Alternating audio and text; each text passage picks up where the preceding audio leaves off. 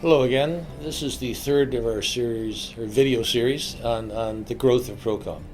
It's still the early 1980s. The economy is very poor as we move into our first office at 160 Eglinton Avenue East.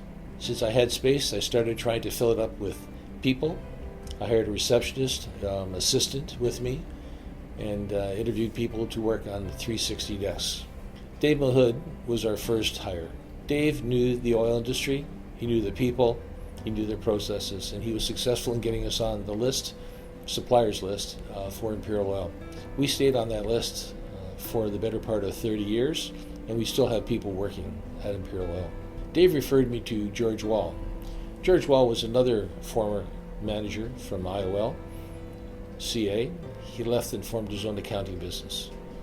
George and I spent hours talking about contract labor, the application of tax, and our vision of independent contractors servicing the market. George went on to form the firm CA4IT and was a significant player in the IT industry development within Canada. He continues to be active in the market today. Brian Bell is another name from the past. Brian was a manager at Hydro who heard about what we were doing at Procom, resigned from Hydro, started with us, and was extremely successful. Brian Bell's successor came and went in a reasonably short period of time. I noted that he had a meeting with Toyota. I didn't have a clue what it was about or who it was with. However, I had the date and time, so I went. When I arrived, the receptionist was unbelievably helpful.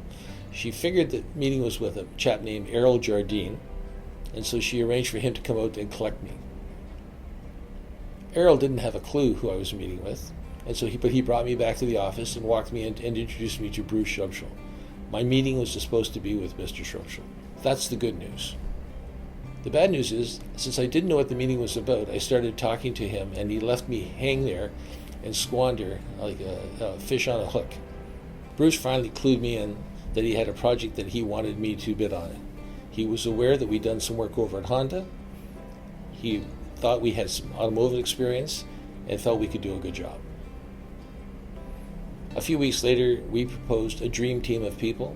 Some were former contractors from Honda who had auto experience. Others were people who had superior technical experience. There were 6 people in all. The bid was for $360,000. At the $200,000 mark, we closed the deal. Everyone was happy. It was an unqualified success. Bruce called me in and told me that he could give me a check for $160,000. I told him that we were working on a T&M basis. At least I thought we were on a T&M basis. The check was not mine to take. Bruce said, "Well, if that's the case, I've got money to spend here. Would you take on these other work and get it done?" And so I started doing work on the list of projects that he had. We completed that list successfully. On the basis of that, Bruce was promoted from manager to vice president, and it began a very long relationship with Bruce until he resigned. We had a very long relationship with Bruce until he retired. And we've had a long-term relationship with Toyota ever since. We continued to be a prime supplier to Toyota Canada. Our numbers soon exceeded 60 people.